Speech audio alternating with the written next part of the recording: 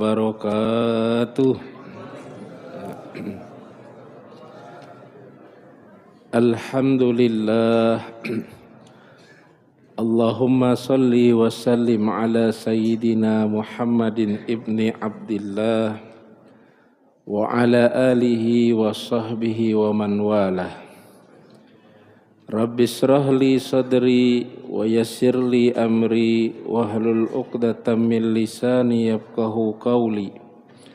Allahumma 'allimna ma yanfa'una wanfa' bima 'allamtana wa zidna ilman fi ilmina. Subhanaka la ilma lana illa ma 'allamtana innaka antal alimul hakim.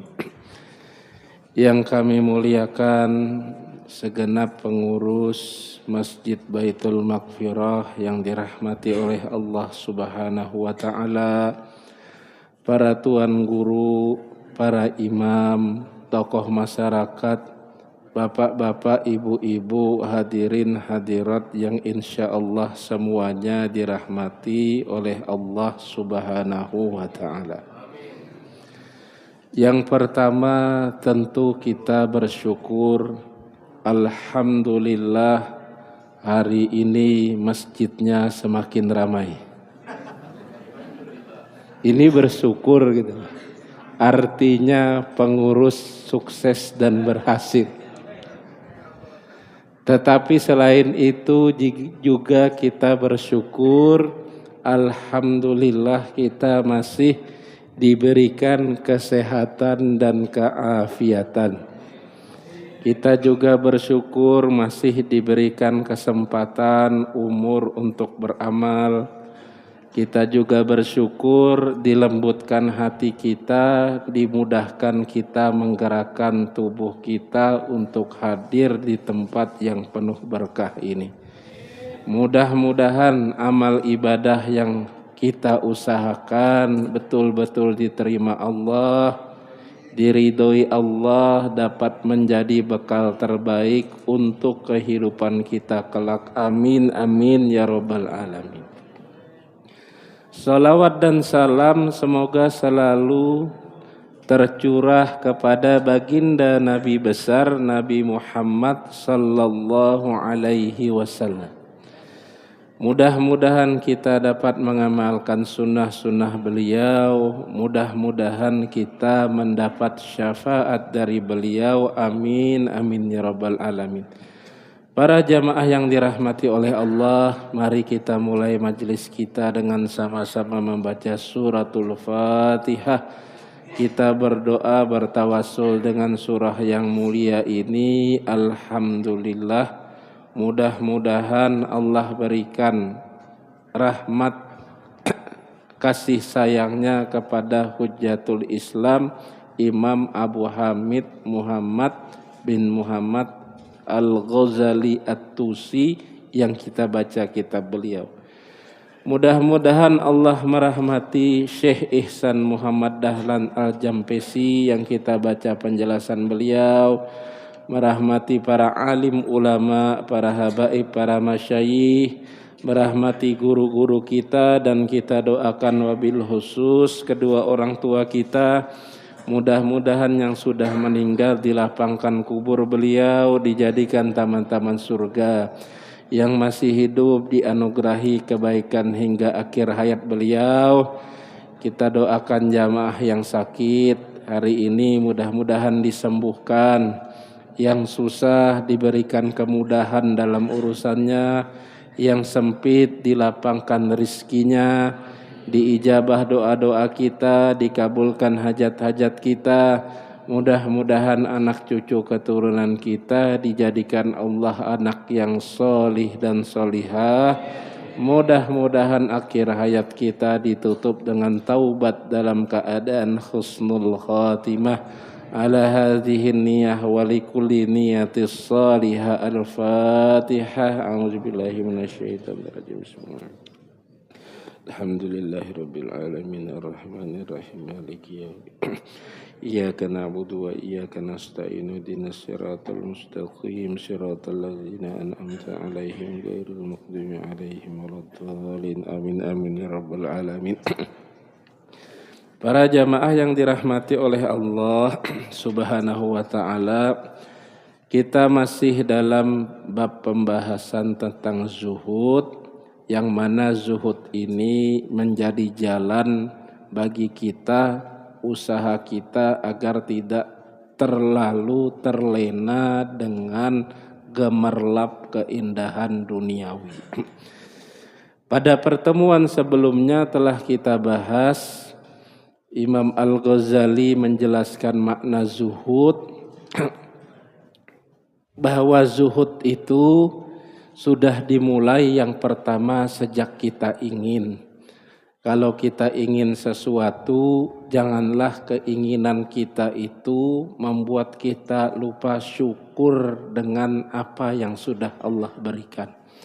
Kalau ingin punya mobil, jangan sampai kita lupa bersyukur dengan sepeda motor yang sudah Allah berikan ke kita. Yang kedua, setelah keinginan itu kita dapatkan, maka hendaknya digunakan di jalan yang diridhoi oleh Allah.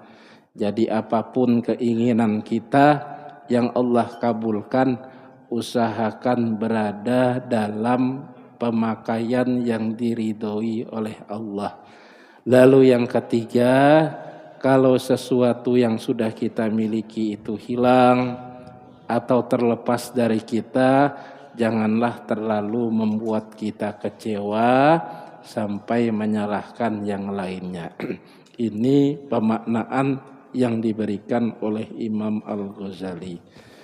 Ada juga yang memaknai secara lebih mudah, mengambil secukupnya saja dari kenikmatan duniawi yang kita perlukan untuk beribadah kepada Allah. Jadi kalau makan sate sepiring nikmat, cukuplah sepiring.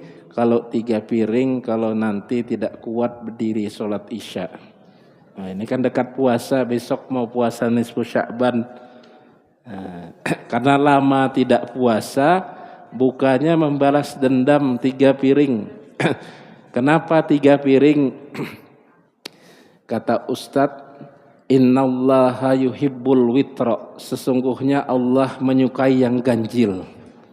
3 piring itu ganjil, Ustadz. Padahal dirapel, makan pagi, makan siang, makan malam dirapel dengan saat buka puasa. Nah ini. Nah, para jamaah, kita sampai pada pembahasan yang disebutkan oleh Imam Al-Ghazali. Fa in qila fama hukmuz zuhdi fid dunya ahwa fardun au am naflun. Kalau dikatakan apa hukum kita melakukan zuhud dalam kehidupan kita di dunia ini tadi. Kalau yang mudahnya mengambil secukupnya saja yang kita perlukan. Apakah dia sesuatu yang wajib atau sunnah? Maka ketahuilah, sesungguhnya zuhud itu menurut kami ada di dalam 2 hal. Satu di dalam hal yang halal, yang kedua yang haram. Anna zuhda yaqa'u indana fil halal wal haram. Jadi kalau kita makan sate, ada zuhudnya. Kalau kita ingin sesuatu ada zuhudnya. Kalau kita mohon maaf contohnya makan daging babi yang diharamkan Allah, itu diharamkan juga ada zuhudnya. Nah, fahuwa fil haram fardun. Terhadap sesuatu yang haram itu wajib.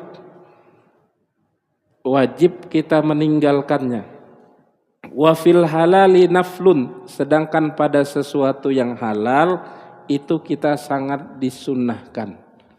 Jadi sesuatu yang memang dibolehkan oleh Allah, bersolek, memakai baju yang bagus, memiliki kendaraan, memiliki rumah, makan sesuatu yang nyaman, yang hukum asalnya mubah, itu zuhud disunnahkan.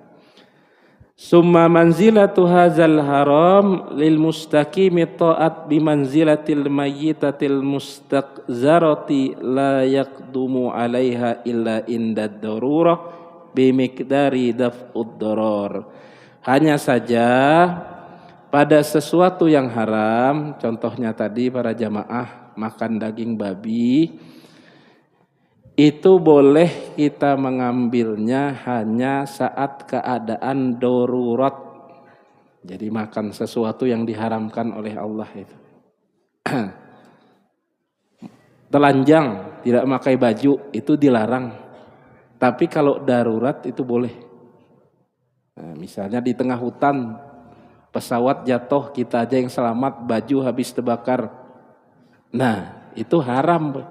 Kalau dilihat beruang, bahaya juga kan bisa. Nah, kalau di Bali itu atau di Thailand kah, ada monyet itu tertarik melihat wanita yang berpakaian terbuka. Nah, ini jadi hati-hati ibu-ibu. Maka di sini masih banyak warik di Kalimantan, monyet maksudnya masih banyak monyetnya. Jadi kalau pada sesuatu yang haram itu batasannya adalah hanya saat keadaan darurat.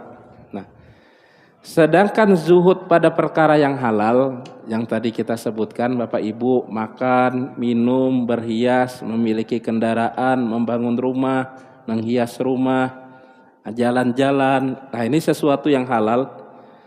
Fa inna ma yakunu fi manzilatil abdal. Itu ada baiknya kita mengambil contoh apa yang dipraktekkan oleh di sini disebutkan wali abdal. Yakunu indahum halalu bimanzilatil mayyitati la yatanawaluna minha illa qadran la budda minhu. Maka perumpamaannya kata Imam Al-Ghazali, yang halal tadi mirip seperti keadaan mayit atau bangkai yang kita perlukan kecuali secukupnya saja. Artinya Bapak Ibu, kalau tadi yang pertama haram tadi babi misalnya. Babi itu kalau kita tersesat dalam hutan, lihat, oh ini daging babi ada kepalanya misalnya. Tidak ada makanan, itu boleh kita makan. Tapi kalau tidak ada daging lain. Kalau di samping babi itu ada daging rusa. Nah, rusa kan halal Pak dimakan, kijang. Pak kalau di sini namanya payau. Nah, payau. Orang Kota Bangun tak paham payau. Nah, itu sebenarnya kita harus memilih yang payau tadi, yang kijang tadi, daripada memilih yang babi. Kenapa? Karena statusnya yang kijang tadi dia dihalalkan. Hanya saja karena matinya itu digigit babi, dia menjadi hukumnya bangkai. Nah ini. Dalam mengambil sesuatu yang dibolehkan di dunia ini, kata Imam Al-Ghazali, ambillah kita dari daging kijang tadi secukupnya saja.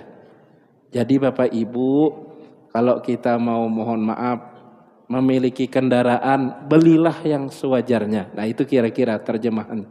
Kalau kita makan, makanlah secukup kita, tidak berlebih-lebihan. Kalau kita memakai perhiasan, pakailah yang memang sepantas kita. Nah ibu-ibu, kalau di arisan biasanya saling perang. Nah, yang satu begini, kelihatan gelang, ting ting ting ting ting ting ting. Tidak mau kalah di depannya, mana HP tadilah. Nah, HP sering teng teng teng teng teng teng teng teng. Nah, ini di mana itu film Indosiar, tenang aja. Di sini enggak ada, Bu. Nah, itu. Jadi pakai yang secukupnya. Begitu juga dengan keinginan kita, aturlah keinginan kita itu yang secukupnya, sewajarnya. Nah ini zuhud dalam perkara yang halal. Sedangkan pada perkara yang haram, ini tadi Imam Al-Ghazali memberi contoh bagaimana seorang wali melakukan zuhud. Wal haramu indahum bimanzilatin nar la yahzuru bibalihim qasdu tanawuliha bihalin. Sedangkan yang haram tadi itu seperti kita terhadap api. Api itu pasti kita jauhi, Pak. Jadi api itu kita jauhi. Jadi kalau yang haram itu, kalau ada pilihan yang halal, haram, maka yang haram itu seperti api. Kita jauhi, takut kita. Karena takut kita terbakar. Kalau yang halal tadi, ini yang halal, ini yang haram. Yang haram kita jauhi. Yang halal ambil secukupnya saja. Nah, ini contoh yang diberikan oleh Imam Al-Ghazali. Secukupnya itu sewajarnya, tidak berlebih-lebihan. Nah, wa hadza ma'nal burudati 'alal qalbi bi ayyaqta'a himmatahu anha wa yastaghziraha wa yastankiraha ziddan fala yabqa laha fi qalbihi ihtiyarun wala iradatun. Maka inilah yang disebut oleh Imam Al-Ghazali puncak tertinggi daripada zuhud, yaitu dinginnya hati karena terputusnya keinginan mengambil sesuatu kecuali seperlunya saja.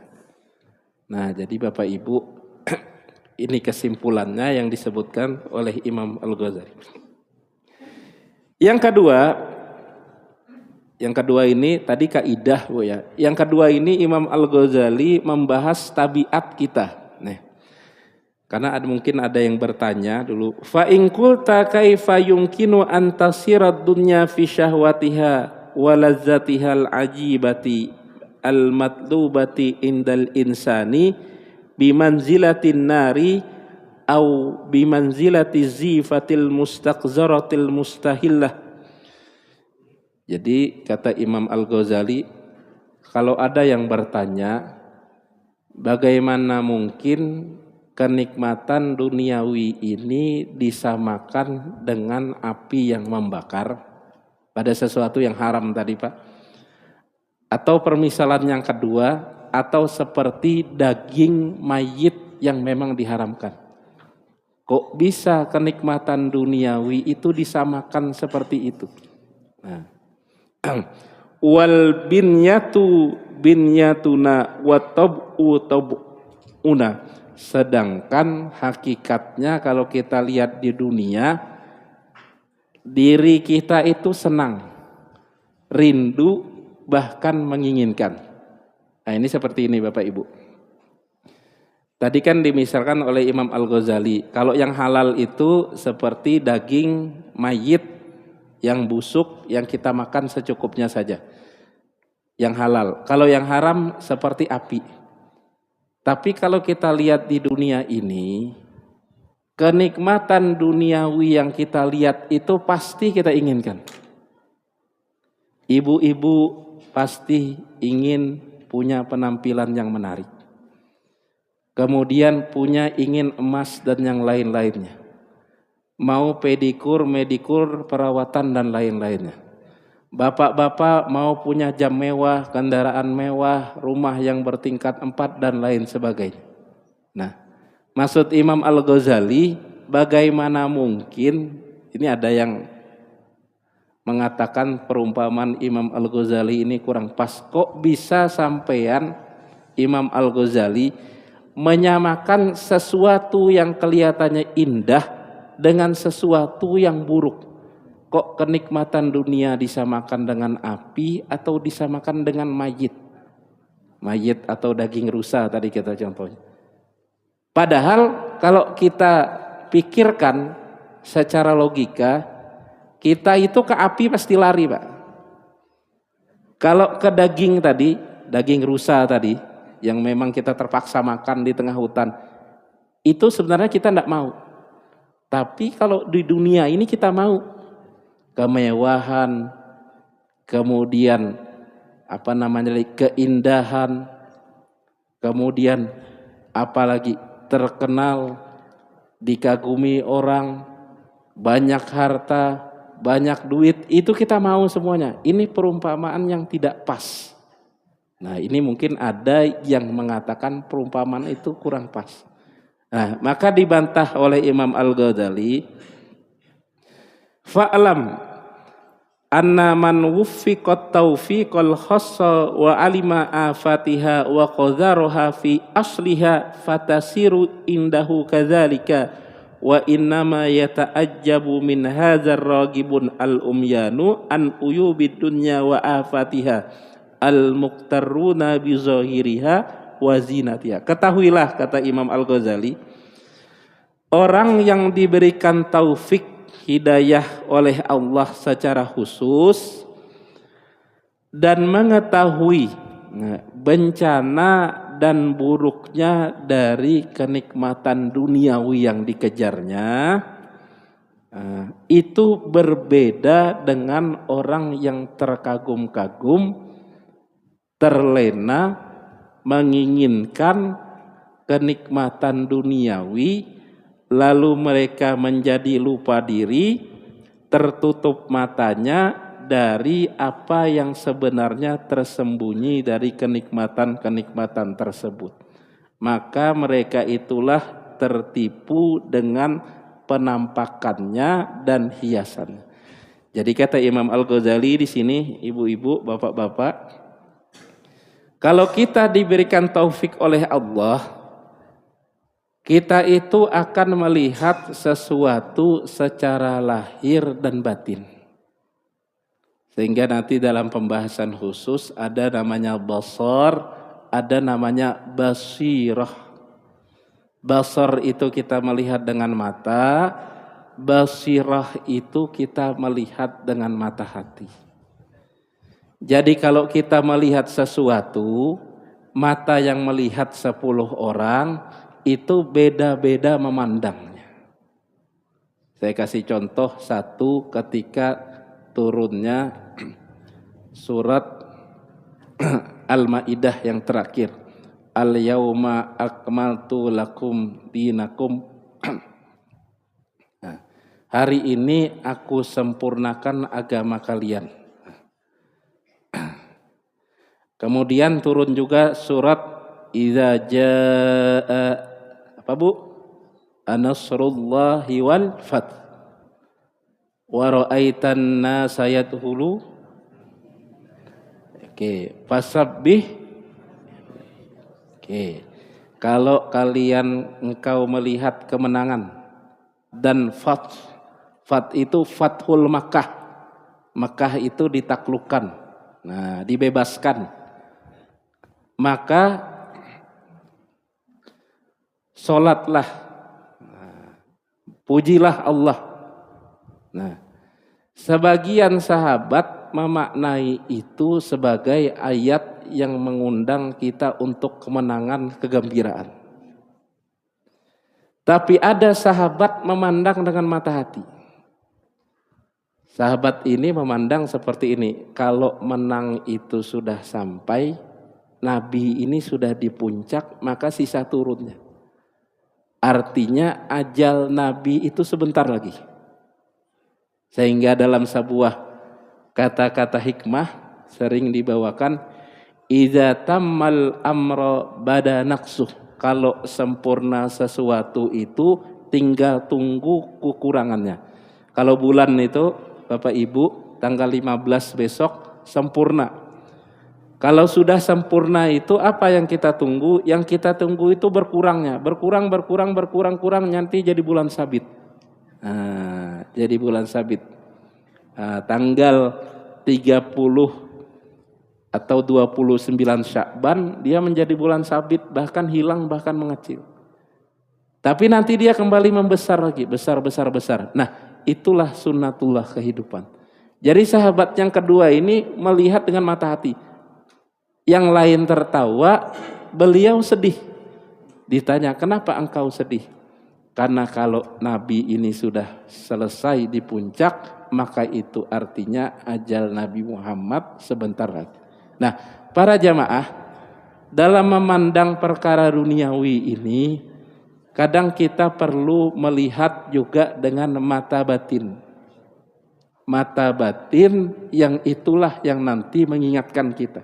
Nah, ini yang dimaksudkan oleh Imam Al-Ghazali, anna man wuffiqat taufiqal khassa wa alima afatiha wa qadaraha fi asliha fatasiru indahu kadzalika.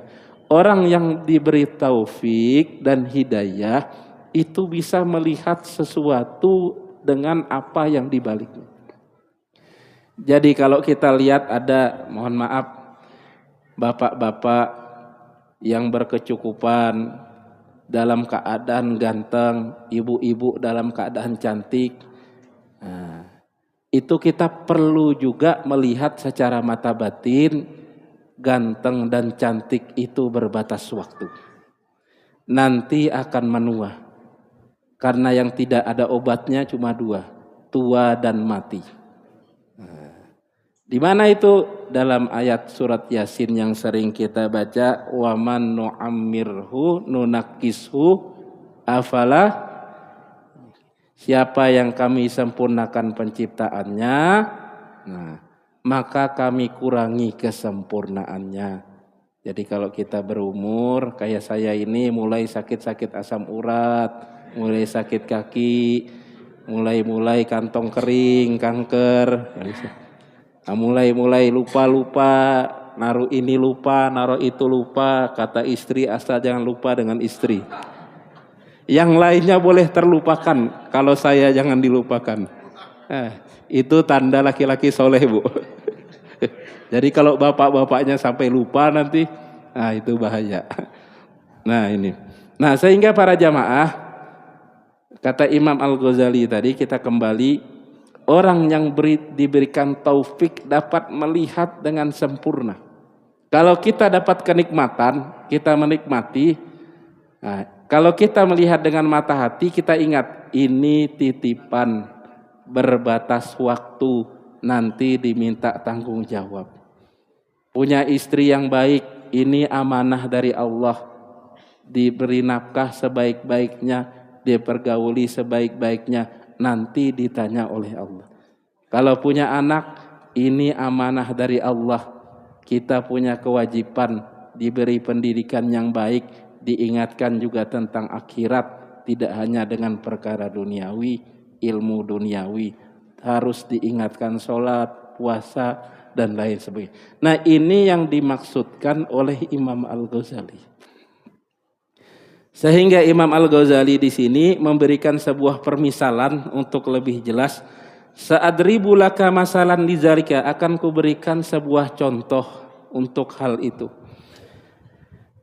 Fa'alam anna hadza yumassilu bi insani sun'a khabisan bi saraitihi minasyukari wa ghairihi summa taraha fihi kit'ata sammi qatil wa absara zalika ar-rajulu wa lam yubsirhu akhar wa wada'al habisa baina aidihima muzayyidan muzakhrafan. Ini kata Imam Al-Ghazali, contohnya ada seorang membikin khabison. Khabison itu manisan, Pak. Manisan atau rotil. Nah, manisan itu biasanya dari gandum, dari tepung, kemudian dicampur dengan gula. Nah, mentega juga.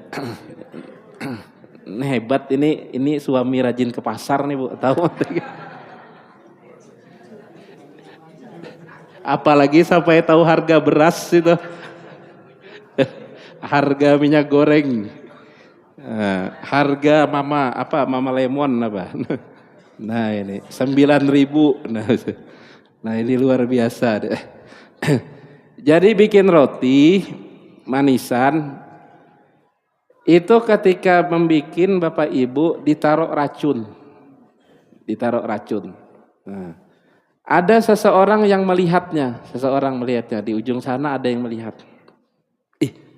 Ditaruh apa itu? Racun. Ketika keluar yang bikin rotinya ditaruh, yang melihat masuk, dilihat botolnya. Oh, ini racun. Jadi tahu roti itu beracun.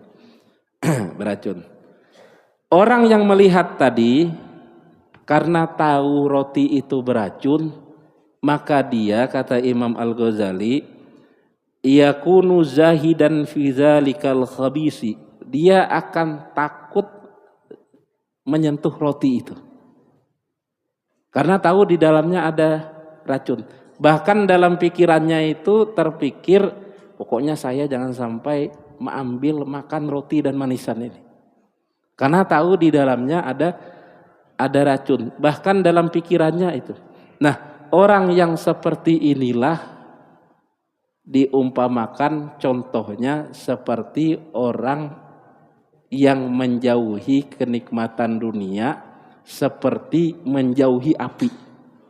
Nah, ulun ulangin. Jadi tadi contohnya Imam Al-Ghazali, ini api karena haram, ini mayit, daging yang meninggal tidak disembelih rusa tadi. Kalau api kita lari, kalau daging tadi karena perlu kita tidak ada makanan kita ambil secukupnya. Nah, orang yang melihat tadi itu terhadap api lari. Nah, terhadap roti manisan yang beracun tadi takut. Mendekat saja takut. Nah, bal as'abu limakani ma ya'lam min afatihi fala yaktar bi zahiriha. Bahkan ketika roti itu dihias, ada hiasannya. Ada kismisnya, ada macam-macam hiasannya Bu, kayak roti ulang tahun itu. Nah, roti ulang tahun yang dijual macam-macam hiasannya, itu tidak tertipu. Wah, tetap aja dalamnya beracun ini. Nah, racun dunia. Jadi tidak tertipu. Sedangkan orang lain yang tidak tahu, yang ini rotinya sudah gratis, banyak, kayaknya wangi, kemudian hiasannya elok, itu mulai ini. Jadi yang tidak melihat itu tertipu dengan penampilannya, dan menariknya dan rasanya dan baunya, wanginya roti atau manisan tersebut. Mereka akan kagum sembari menatap kepada orang yang tidak mau itu dengan aneh. Kok sampean tidak mau roti ini? Rotinya gratis, enak, besar. Jarang-jarang ini kita makan roti seperti ini. Kalau ada ya malam ini kita makan roti itu. Kalau ada. Nah, inilah permisalan kenikmatan duniawi bagi orang yang tahu dan tidak tahu. Sekali lagi, ini contoh yang diberikan Imam Al-Ghazali.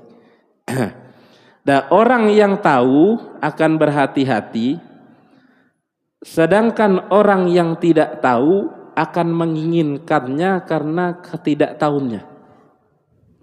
Ini racun. Ini cara. Contoh kedua, kata Imam Al-Ghazali. Andai saja roti itu tidak dikasih racun, tapi roti itu, mohon maaf Bapak Ibu, ini contohnya memang tulisannya di kitab, rotinya itu dikasih ludah dan hingus. Ini contoh, ini teksnya Bu. Lam yatrah fihi summa walakin basaqa fihi awim takhata summa dammahu wa zayan. Tidak diberi racun itu kan mematikan Bapak Ibu. Ini tidak mematikan. Diberi, mohon maaf, ludah dan ingus. Kira-kira mau makan tidak Bapak-bapak?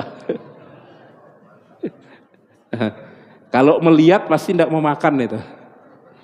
Kalau dulu ada ceritanya pas saya kecil, bakso itu yang isinya mohon maaf ada celana dalamnya misalnya di kuahnya itu. Nah, macam-macam lah cerita dulu Bapak Ibu. Nah, itu kita pasti tidak mau makan. Padahal rotinya itu sudah dihias. Nah, tapi karena kita lihat cucu gitu kan. Nah, atau dikasih hingus, kita itu pasti menjauh. Nah, orang yang melihat itu akan melihat roti itu sebagai sesuatu yang kotor. Nah, kalau terpaksa makan, itu terpaksa sedikit-dikitnya Pak. Kalau terpaksa makan, ayo makan Pak, makan. Kalau tidak makan saya pukulin ini, nah, misalnya gitu. Ayo makan, ini hasil mahakarya terbaik saya, ayo makan gitu. Kalau nggak makan saya pukulin gitu kan. Daripada dipukul, makanlah sesuap. Nah, itu secukupnya saja kan Pak. Daripada tidak makan dipukul 10 kali kan, mending makan satu suap selamat misalnya. Jadi tidak akan makan kecuali terdesak dan sangat perlu. Lapar, tidak ada makanan, yang ada sisa roti yang ada ingus dan ludah tadi aja. Mau tidak mau kita makan. Nah, tapi pasti kita makan itu secukupnya saja. Nah, orang yang tidak tahu karena rotinya tadi didulahin atau dikasih hingus, itu semangat makannya, Pak. Nah, bapak-bapak yang makan roti nanti semangat, ingat-ingat nih kisah ini. Nah, kalau yang tahu itu tidak semangat. Nah, bahkan mengatakan orang yang tidak mau makan roti yang kena ludah dan hingus tadi sebagai orang yang aneh. Nah, kok sampean tidak mau makan ini? Padahal ini enak, gratis, banyak dikasih lagi. Nah, falau alimar ragibu wa absara ma alimahu zahidu lakana zahidan mislahu walau zahila zahidu wa amya amma amya anhur ragibu lakana ragiban mislahu. Nah, kalau kita balik, nah terakhir Bapak Ibu, kalau kita balik, yang tidak tahu itu jadi tahu, yang tahu tidak tahu, yang tidak tahu jadi tahu, itu pasti terbalik. Nah, pasti terbalik. Jadi andai kata tidak tahu, nah maka apa yang membedakan keduanya? Fa'alimtu bizalika anna hadza tamyizi limakanil basair dunat tobai. Jadi sebenarnya yang membuat orang itu berbeda karena tahu dan tidak tahunya. Nah, ini kesimpulannya Bapak Ibu. Kenapa orang kita itu semuanya ingin yang nikmat-nikmat itu ingin. Tidak ada yang tidak mau di sini. Saya aja mau gitu. Tapi karena kita tahu, kita menahan diri. Karena tidak tahu, orang ambil. Oh, yang halal ambil, yang haram ambil, menipu oke. Nah, korupsi oke. Tapi karena kita tahu, kita tidak mau. Nah, ini yang membedakannya. Nah, ini sedikit dari kami.